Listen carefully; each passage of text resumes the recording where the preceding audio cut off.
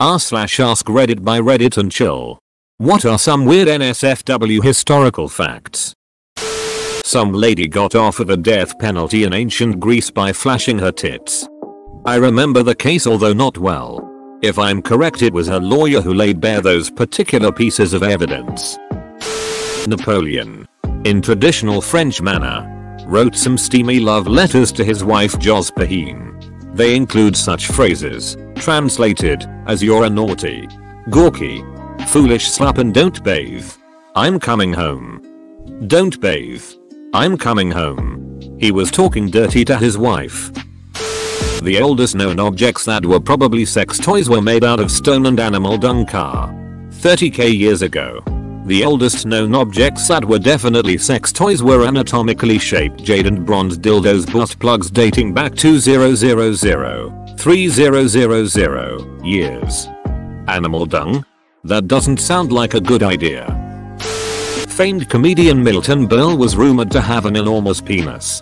When asked about it by Howard Stern, Milt famously replied, "I'll tell you what. We'll see whose is bigger. You take yours out and I'll only take out enough to win." Did he? Queen Victoria put erotic portraits of herself in Prince Albert's casket. Yes. That means she had someone paint erotic portraits of herself. That fun fact led me down a long Victoria rabbit hole where I read multiple biographies. And she became one of my favorite people in history. She was selfish, immature, insecure, and codependent. But she grows on you after a while. She kept incredibly detailed diaries too. But her daughter Beatrice burned them all. Which is an absolute travesty. She kept incredibly detailed diaries too. But her daughter Beatrice burned them all. Which is an absolute travesty. The 19th century version of delete my internet history when I die? The ancient Greeks and Romans used a plant called silphium as a natural contraceptive. If a woman consumed the resin regularly, she would not get pregnant. If she stopped taking it, though, the effects wore off. From what we can tell, it was almost as effective as modern pharmaceutical birth control. The Romans used it so much that they made it go extinct. We're not even quite sure the exact identity of the plant, i.e. genus and species. The Romans used it so much that they made it go extinct. Nice. Mary Shelley lost her virginity on her mother's grave. This is goth. Lord Byron would keep pubic hair of women he slept with as a souvenir. Now, WTF. To remember you by, my dear. During the Renaissance you could be trialed for sexual incompetence. The jury had to watch.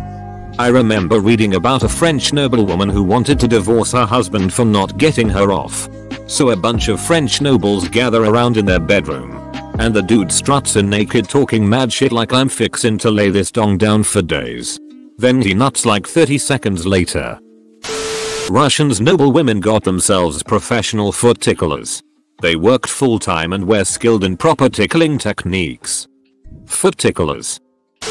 Ptolemy VI of Egypt was married to both his sister and his niece at the same time.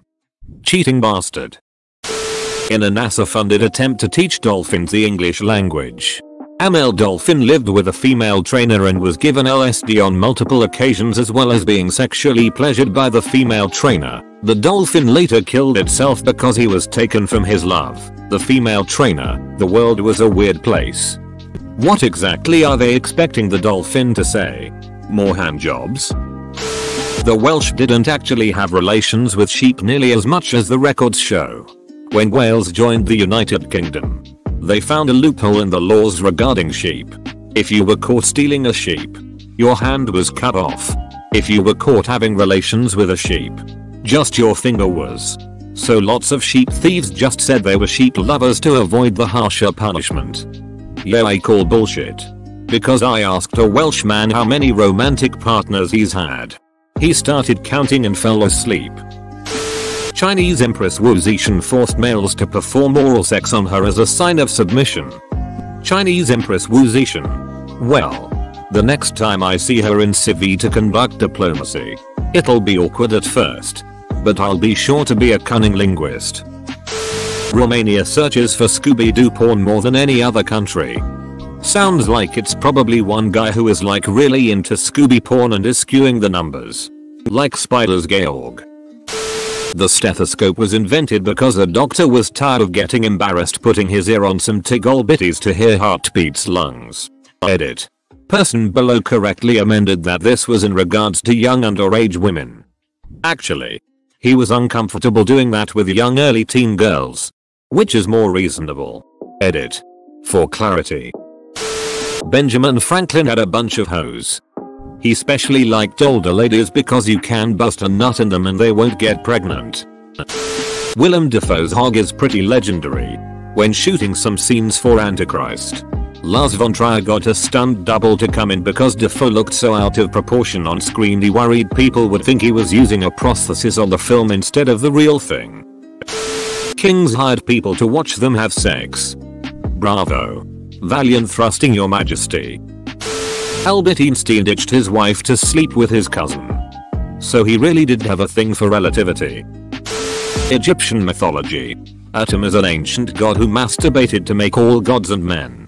There was also god Min who masturbated and Pharaoh have to masturbate and come into Nile as a tradition. Well, that puts a spin on the Kane Chronicles. In the 18th and 19th centuries, animal intestines were used as condoms by young couples. Not exactly the most effective, but they tried. It works better if you take them out of the animal first. Lyndon B. Johnson was really into whipping out his dong, allegedly even slapping it on the table to assert dominance. Gandhi was famously immune to desire. He tested himself by laying naked with young girls. From a migration standpoint, learned through anthropology, Scandinavians are a very separate group from other Europeans. Yet most Europeans will show up as partially Scandinavian in a DNA test. Those Vikings really put the rape and pillage. That young girl was Gandhi's niece. James Joyce was way into his wife's farts. You had an ass full of farts that night, darling. And I ducked them out of you. Big fat fellows. Long windy ones. Quick little merry cracks and a lot of tiny little naughty farters ending in a long gush from your hole. The 8th of December, 1909. In 1899, sitting French President Félix Faure died in the company of his much younger lover, Marguerite Steenheel, which caused an enormous sex scandal in France, which, by itself, is somewhat of an impressive feat. The French rumor mill being what it is. It eventually was suggested that Faure was receiving a blowjob when he had the stroke that killed him, which is somewhat less ironic than it would have been if Steenheel had been stroking him off at the time. But never mind. Later Prime Minister Georges Clemenceau's line has become pretty well known. Il valait être Caesar. Il ne fut Pompey. For non-French speakers, it has a double meaning. Either he wanted to be Caesar, but ended up as Pompey, or he wanted to be Caesar, but ended up being blown. Pomper is a French word meaning to fellat. Occasionally it is reported that Faure died while inside a French prostitute and had to be surgically removed from her. But there's zero actual evidence for this. Instead, we'll just have to make do with blowjob jokes. So there was a female Polish king, Jadwiga. She married a Lithuanian Grand Duke Władysław Jagiello. She must have been a really nice catch, since he had to give up his pagan spouses for her. And one of sources I read long ago said that he had to give up 9 women for her. He basically gave up his own harem just to bang young Polish king. Edit. Yes, she was the king. It's some historical bullshit about being ruler of Poland instead of spouse of ruler of Poland. Wiki link about Jadwiga. See, I feel like it's more about the personal union with Poland for strength, but whatever. A bunch of people on the Lewis and Clark expedition got syphilis.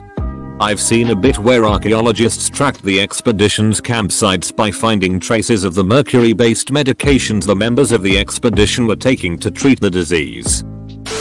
The Romans were no different with their insults and jokes from us today. This is Graffiti Romans made.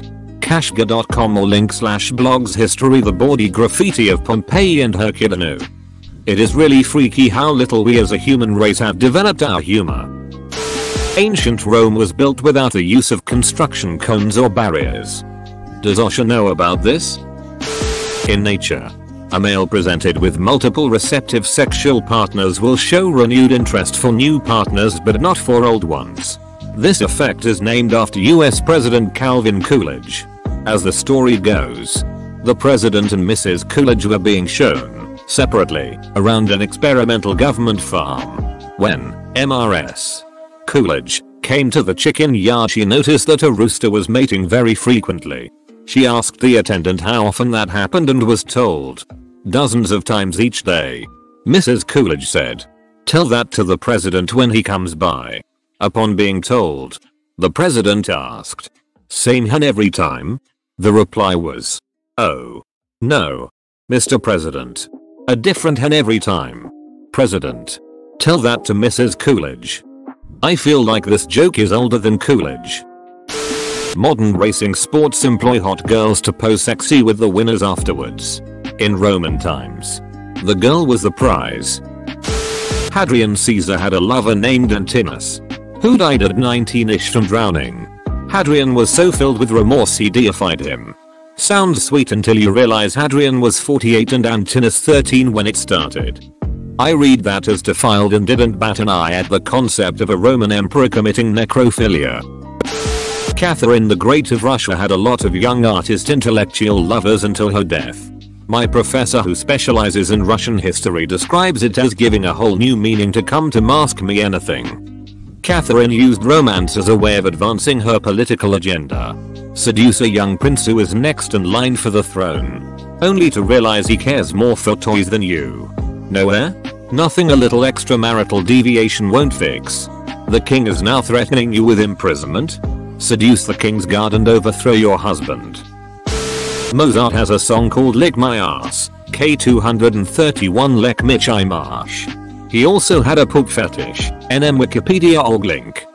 The fetish part is still disputed, as much of the family used a lot of scatological humor, and scatological humor was very big in Germany at the time, particularly among the lower classes. My understanding is that most common folk throughout much of history had very meager lodgings, and most families would sleep together both for warmth as well as the simple fact that they didn't have the space for people to sleep separately. If mom and dad were in the mood to procreate, the rest of the family was just there. There was an ancient way to tell if you were pregnant. Plant barley and wheat, I think it was those plants, and piss on them. If they grew, you were pregnant. A more modern one was to pee on a frog, or to send your pee to a lab to be poured on a frog. If the frog ovulated, then you were pregnant. There was a Roman god Hermaphroditus who had both male and female parts, and is where we get the modern word hermaphrodite. Even had a cult, so wasn't a minor god. I was kind of surprised about this because I took Latin for many years in school and was super into Greco-Roman mythology, but had never heard about this god before. Not until I visited the secret room in the Naples Archaeological Museum, which is basically where they put all the rated X stuff they found in Pompeii. So if you want to see some penis lamps, frescoes from a brothel showing sex acts patrons could ask for, and some goat pan sex, definitely go hit it up. So, here's the myth for those interested. Hermaphroditus was, and surprisingly, the son of Hermes Mercury and Aphrodite Venus. He grew up cared for by dryads, and was supposedly very shy and beautiful. One day, at the age of 15, he met the nymph Psalmacis bathing.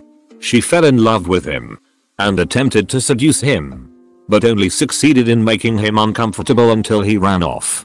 He went further downstream and decided to bathe, but as he began, Psalmacis ambushed and attempted to rape him. As he tried to get free, Psalmacis called up to the gods, asking them to make sure they remained together as one. The gods responded with their usual twisted sense of humor. So technically speaking, Hermaphroditus is also a nymph named Psalmacis. Anyone mentioned Edward II of England? The king's foppish son in Braveheart, who was infamously not only homosexual, but, what was considered more of a problem, promoted his lovers to high office, and lost a lot of power that his father Edward Longshanks had gained over the Scots. He allegedly met an unpleasant end, having been usurped by his wife and her lover, to avoid leaving marks on the body, and accusations of murder. He was killed by having a horn tube inserted into his rectum and a red hot iron rod thrust through it and generally wiggled about internally. Eater. Row. Didn't expect this to blow up so much. Thought this story was more well known. I should have made it more clear that, as several replies point out, this is just a popular story. And so it's not really a historical fact. The hot iron rod part. Especially. I don't imagine that someone killed in this way would look like they died peacefully in their sleep. Having said that, I don't think they really expected anyone to believe that he wasn't murdered. They just didn't want it to be provable. I think if the church had decided they were guilty, and they were excommunicated, then all the other claimants to the throne could have come and taken it by force. And it would be doing God's work. Although suffocation, starvation, dehydration also wouldn't always look like natural causes either. But there were definitely undetectable poisons available back then. But hey, it was a brutal time. Who needs a reason to kill your enemy in a hideous manner? As for Edward II's sexuality, no idea. It isn't like kings could be openly gay back then. But on the other hand, it was very common for same-sex close friends to be physically affectionate without there being a sexual motive. So again, if I'd known this post wasn't just gonna vanish with a couple of points like most of my comments do, I'd have gone into more detail. Still, it's a good story and does make people shudder and clench colon. Dude. Poison. Poison is a much easier solution. These people really didn't understand how easy it was to poison annoying husbands back then. Ducking like and subscribe.